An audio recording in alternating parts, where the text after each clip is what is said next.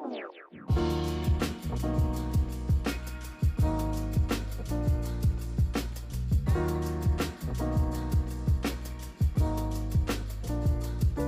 to another episode of GQ Speaks, your go-to platform for insightful conversations, captivating stories, and thought-provoking discussions.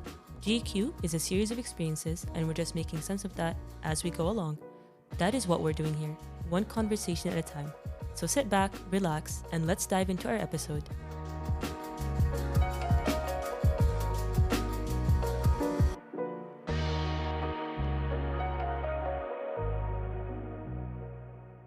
Hello. So today we're going to be speaking about Ramadan from all over the world.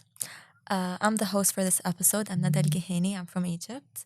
And I'm going to be introducing other students who are also going to speak about this. Hello, my name is Jawhar. I am from Uzbekistan and I'm a freshman. Hello, my name is Iman and I'm from France and I'm a sophomore. Hi, I'm Mahwash. I'm from Afghanistan. I'm also a sophomore. Thank you for introducing yourselves. How do you say Ramadan Kareem or Ramadan Mubarak in your language? It's quite similar. You would just say Ramadan Mubarak. So you have two ways. You have the Arabic way of saying it, so it'd be like with the French accent, so Ramadan Mubarak or Bon Ramadan. Oh, okay.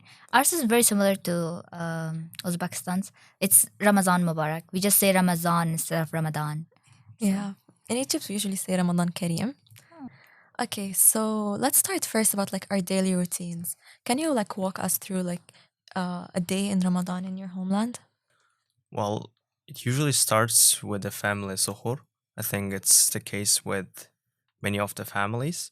So we gather with our family, our moms and sisters usually cook a meal, and then we have a meal, and then it differs. Some people prefer to pray Fajr and then go to sleep, get some rest. Some people try to be productive and do some work done in the morning, because I think it's one of the best times if you want to get some good work done.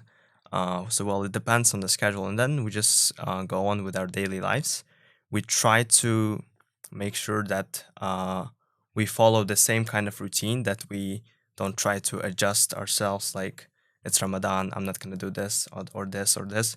Just trying to make sure that we get the most out of the deeds and trying not to become lazy, but try to make most of the Ramadan and make sure that we pray on time, that we engage in a good conversation with our family members, but also just to have the most deeds out of the Ramadan. And just it's a different kind of feeling that you're gonna have. And towards the evening, all the family members again gather for iftar. We have iftar, and the iftar is usually very long. It's like an hour and a half, when you really get to have good, candid conversations with your family members. And then the men usually go to Tarawih. In my country, women don't go to mosque to Tarawih, so they pray it at home. So that's like one difference I think, in the daily routines that I've seen between Uzbekistan and here, for instance. That's really interesting. For us in Egypt, women usually go also pray Tarawih in the masjid, but sometimes like they would prefer to stay at home. It's like not that common. Yeah. For us, like even for like Jumas, women never go to mosques. It's only the men who go to mosque for prayers like Juma or Tarawih. Yeah, that's interesting to know. How about France? So France, it's very different because it's not a Muslim country, so there aren't any accommodations, like for example in Qatar, or not everyone around you is fasting like at all. You're a minority, so everything is open. So it's a normal day in life. So you'd go to school. Fajr is pretty late, usually during the summer, depending on the season, can be at 5:00. So people usually stay awake afterwards and get ready to go to school, or work. So it's a normal day. So it's you start school or work around 8, and then you'd finish around 5, and then you go home. And Ramadan during summer is Maghrib is at 10 p.m. So it's a very long day. It's pretty hard. I'd say fasting in France is pretty hard in the sense that no one's fasting around you, so everything is open. There's still lunch breaks, so people are having their lunch. And the day is very long, and you don't have also that time allocated for a nap because you're working. Even the part about worshipping, and because it's a month of worship, really comes after Maghrib. During the day, it's pretty difficult. So you'd have usually a good iftar with family. That's when like communities get back together. It's very, very family based. So people go back to their families a lot for Ramadan in France because it's communities. It's who you go back to because your friends are not Muslim. And you'd have a small iftar and not small, normal, good dinner. Of course, you'd have, depending of where you're from, where you originate from, either you're Moroccan, Algerian, or you're purely French. You're French convert. That will depend on how your iftar will look like. And then after there's tarawih, and tarawih is very late too. It's like at midnight. Which is pretty tough also because you have school in the morning or you have work in the morning. But usually the men go. Women can go. Of course, women can go. But usually I grew up seeing the women in my family doing it at home. Not a lot of time at the masjid, just because I think it takes a lot of time and lots of energy. And so, yeah, that's the worship. There isn't much during the day in terms of worshiping. It's usually, except for the prayers, it all comes at night. How would you say Ramadan is different compared to like experiencing it here in a Muslim country? I mean, here everyone does it with you. So there's this sort of, you're not alone. So there's big community and everyone can relate to each other. While in France, you're alone. You're very alone, especially in workplaces, at school. People are going to eat their lunch in front of you. People are going to ask you to go eat with them because they're going to forget, it isn't an issue. But here everything is closed. Here you have hours that are shortened. You have time to take a nap. And also even the hours of fasting are way, way shorter. So it essentially is easier and you don't have a full day of work. So. Yeah, I also agree because like Ramadan in Egypt is all about like family coming together, and like for us, like Ramadan is a symbol of like unity coming together. So I feel that sense of like knowing that you're not alone, everyone is around you, is what make Ramadan in a Muslim country like special. Mm-hmm. But I also feel like even though if you're in a Western country, you still got rewarded, maybe even more. Yeah. Because like it's even harder. Mm-hmm. How about you, Mahwash? How is it in Afghanistan? Yeah, it's very similar actually because when I came here, with the point that you said, it's a lot easier to fast here.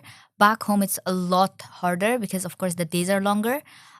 From what I remember, so what we normally do is we wake up very early, like around 2ish, to like cook for suhoor. We call it sahri. So like around 2, somebody cooks and then the rest of the family wakes up. We all eat together. And something that's very staple in like our routine is that we need to have tea. So you keep 1 hour just for tea so that you can like just drink tea. It really helps actually, like you don't feel dehydrated or thirsty as much the next day. So that's one thing. And then after that, we all pray together. And some people go to sleep, some people just stay awake. And then people have different like routines. Like some people go to school.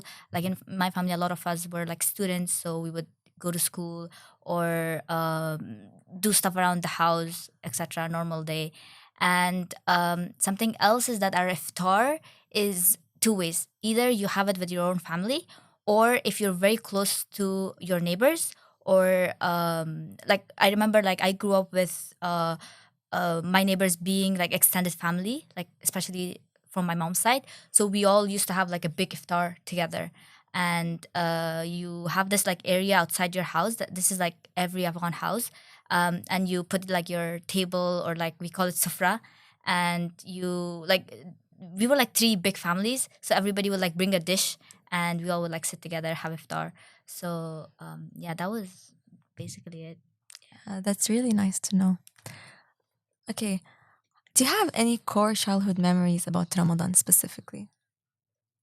Well, as for me, last 3 years of high school, I went to a boarding school. So the whole Ramadan time was when I was at school. So it was with friends. And our school was very generous and they provide suhoor and iftar. So that was really nice. And it was, the best thing was that everyone wakes up and there is no way you're gonna sleep in because your friends, someone's gonna be up and they're gonna wake you up, and then you go to suhoor together.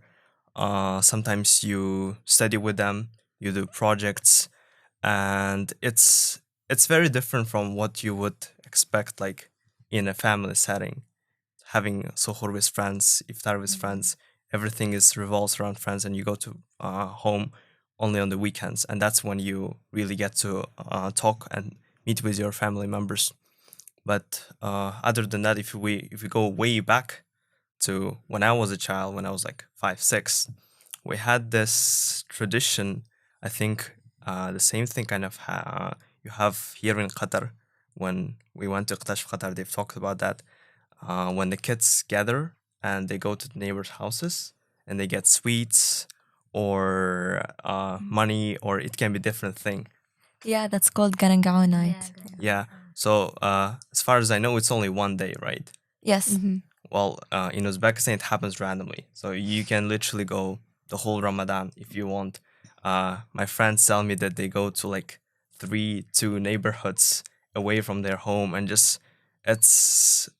I think it has a bigger emphasis in our country where you just go and sing songs like it's called Ramadan Kilde, which means Ramadan came, and with this kind of songs, you spend time with your friends, and it's usually your grandparents and extended family members to whose house you go and collect your treasures and things like that.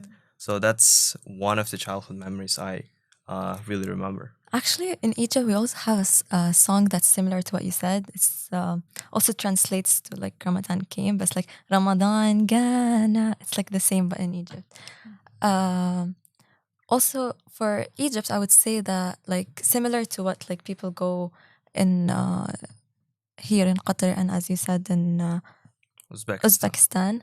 Yeah, in Egypt, usually elder people would give like fawanis Ramadan. It's which is like toys that has like a Ramadan shaped toy. Okay, it's really like famous in Egypt, and I think also in the Arab world. So I feel like this is like my core childhood memory. Like Ramadan for me is associated with like these fawanis. Yeah. How about it in France? Do you For have me, I don't have a specific core memory, but I think the atmosphere of it and sense of being with family, and I mean extended family, so cousins, so everything gather around, and like the food too. So it's my grandparents' food because on my dad's side of the family, my grandparents are Algerian, so it was a lot of food from Algeria that was presented at table, and all my cousins are around, and everyone's playing around. So the core memory would always be iftar, I think, because that's when everyone would gather from their day, and everyone was really tired, but then everyone would get into the kitchen. Usually my aunts would get in the kitchen and start cooking at my grandma's, and we'd all eat, all the cousins, and have fun. So to me, it was really about that. And I think another core memory was when we were younger and weren't really properly fasting, is to see how last you could last. Like, could you last till like 10 p.m. or not? Could you or could you not? Between my brothers and my cousins. So that was my core Yeah, I memory. think all of us used to have these like like competition. yeah, competitions with your siblings and cousins, like who's gonna fast more, whether I'm gonna like fast. Can I just fast and drink water? Or Yeah. like no. But 10 p.m. as a child. At first it's 12, like noon. So you have your iftar like at noon. Oh. And then you like fast the rest again. Yeah, like just drink a cup of tea, or not tea, like water. Yeah. And then you go back to fasting Yes, again. you go back to fasting.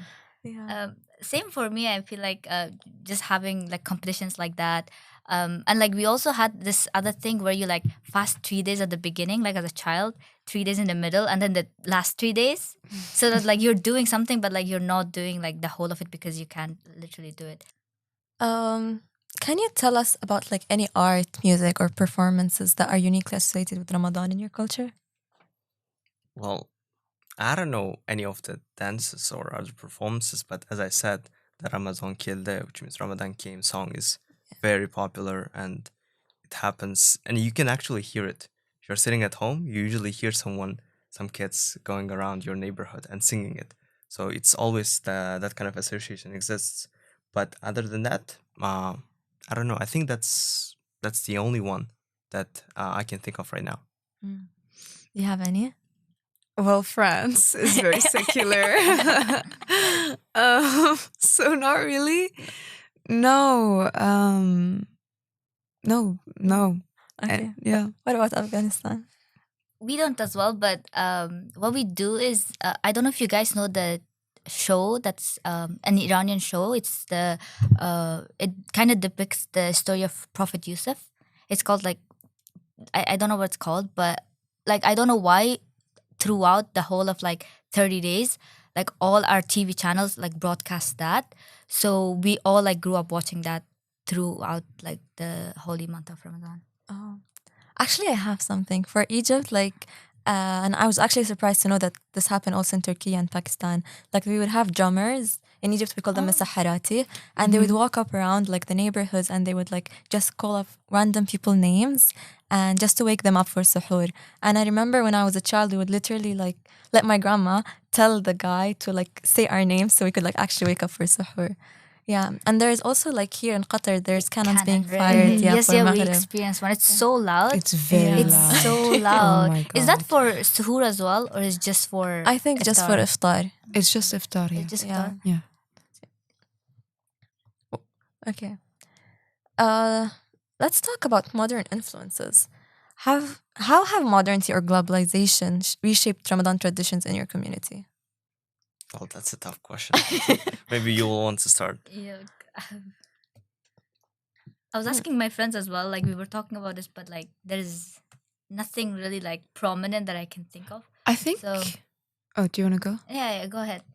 I think that in generally speaking, I think that Ramadan is becoming a lot more less like about family, and there's a lot more friends involved in Ramadan. So I used to like, at least growing up, it was a lot about family. But as I'm growing up and I'm looking around me, and also being in university, but even back home in France, I feel every Ramadan it's more and more normalized to have iftar with your friends. While growing up, it wasn't. It was all about family, and you have iftar with your family, and you shouldn't even think about having iftar with your friends because even your friends are having iftar with their family, which so it was seen as bizarre. So, but I think it is every year, at least for me, I feel like it's more and more normalized to have iftar with your friends or go out for iftar with friends and not necessarily spend it with family. Yeah, that's my take on this. Do you guys prefer having Ramadan with your like iftar with your friends or family? I wish I could have it with my family, but I literally grew up in a boarding school, so all my iftars for like the past 7 years have been with my like friends and like the people that I grew up with technically. So, but I would rather have it with my family, definitely. How about like the role of social media in shaping the Ramadan experience? Oh. I think a positive thing is that like you do see like a lot of, especially for me, like influencers that really like, you know, show the work and like Ramadan balance that I really like. So like watching that kind of motivates me to like looking at their routine. I'm like, oh, I could actually do it and not just go like sometimes sleep and etc. So I think that is a positive thing like from the social media aspect.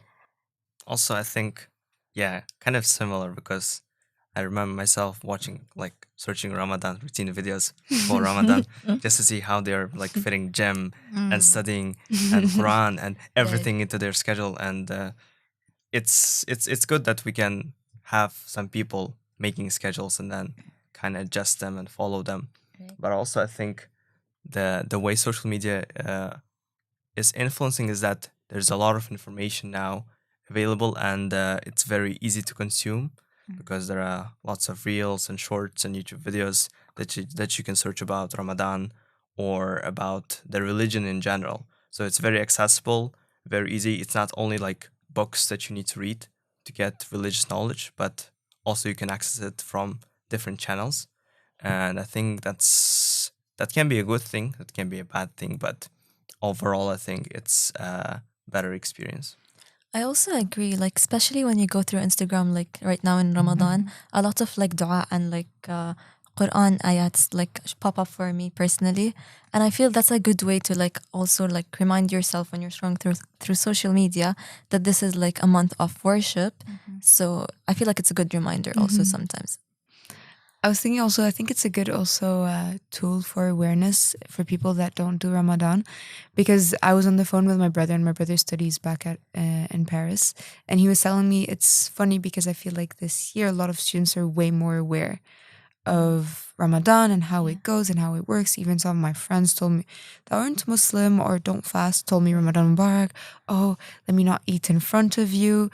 Oh, let me try fasting with you. Oh, I saw this and this on social media. Is that how it works? So I think I think it can be a really good tool in terms of bringing awareness.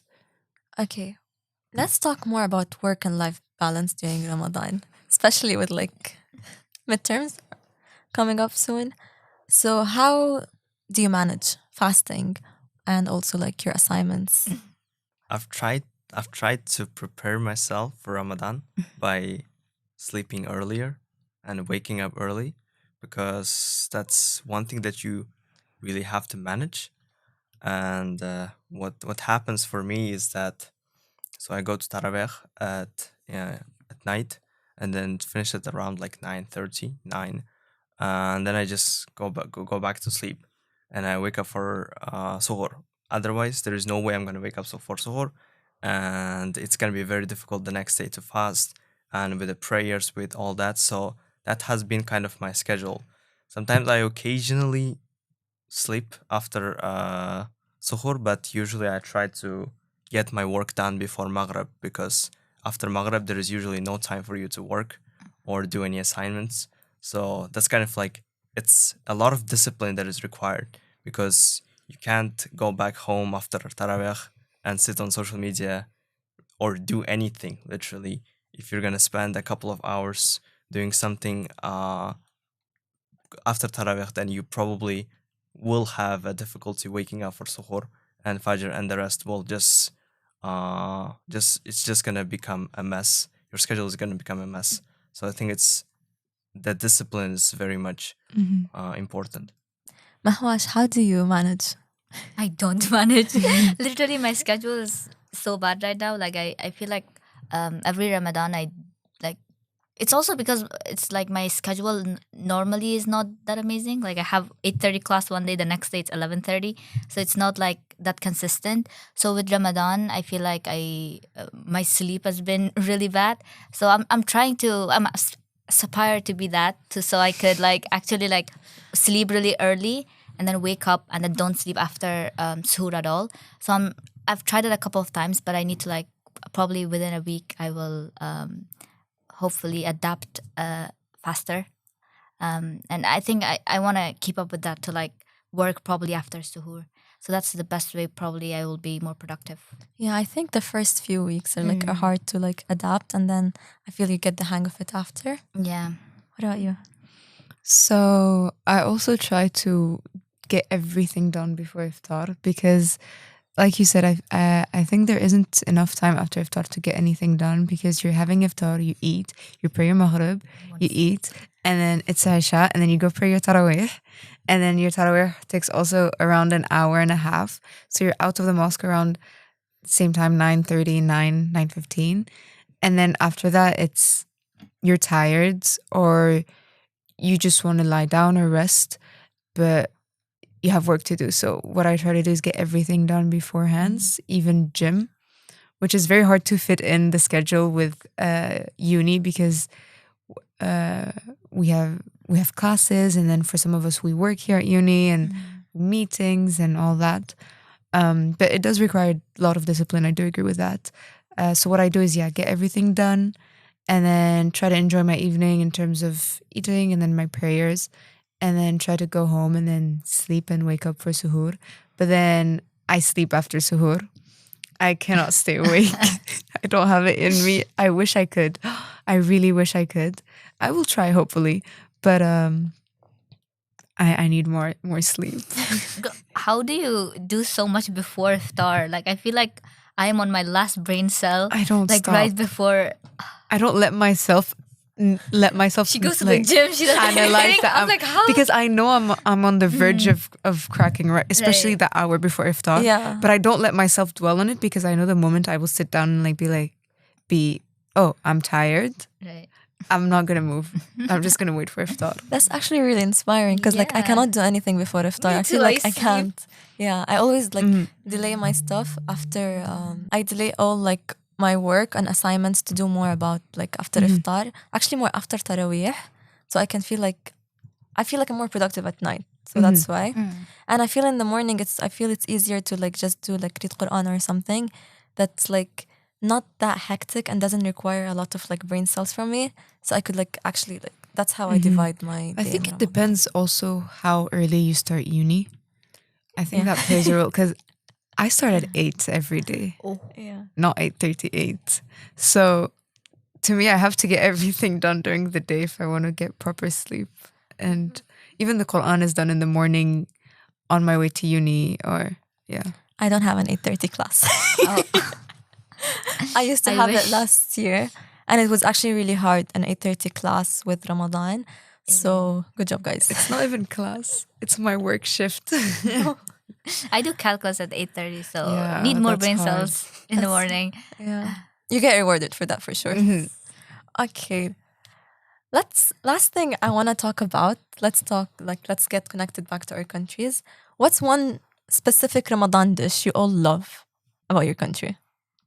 Well, I would say it's not a Ramadan dish, it's an Uzbek dish. Okay. In general, you eat it every week, and especially in Ramadan, you eat it every day, which is palaw, osh, plo. It has different meanings. It's kind of biryani, but it has a lot more ingredients to it than biryani. So yeah, that's what you eat for suhoor, sometimes for iftar. So it's a staple food that is cooked almost every day during Ramadan. What about you? So I'm laughing because we don't have a staple dish in France for Ramadan.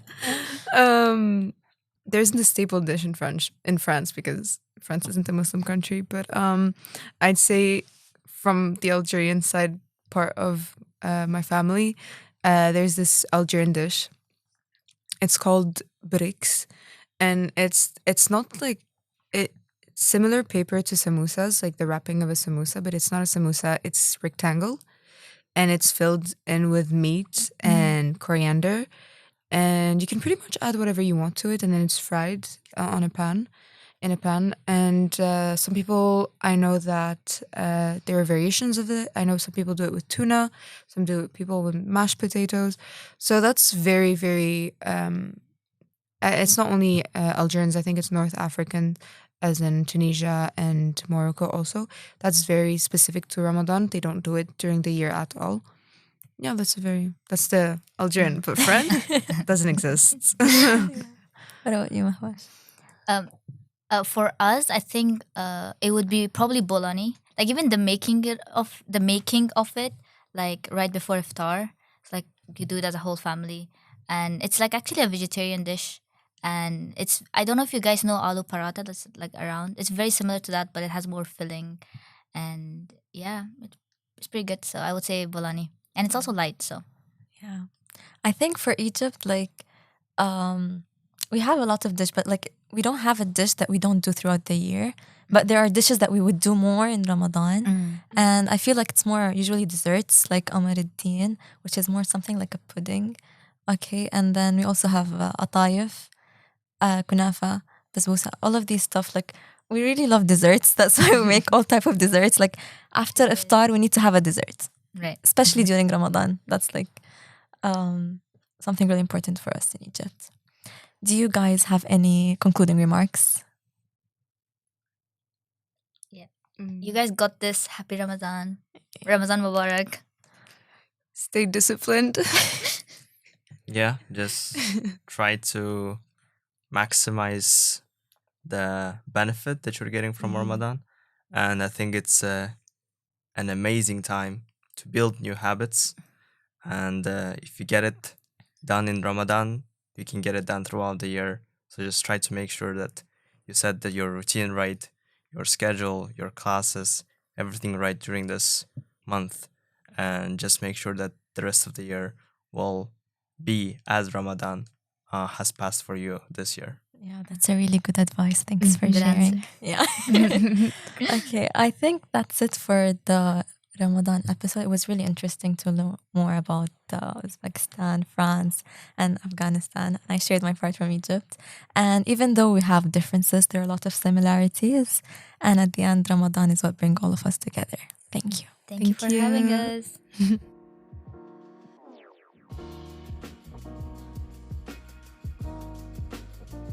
Thank you for tuning in to this episode of GQ Speaks. We hope you've gained valuable insights and inspirations from our conversation today.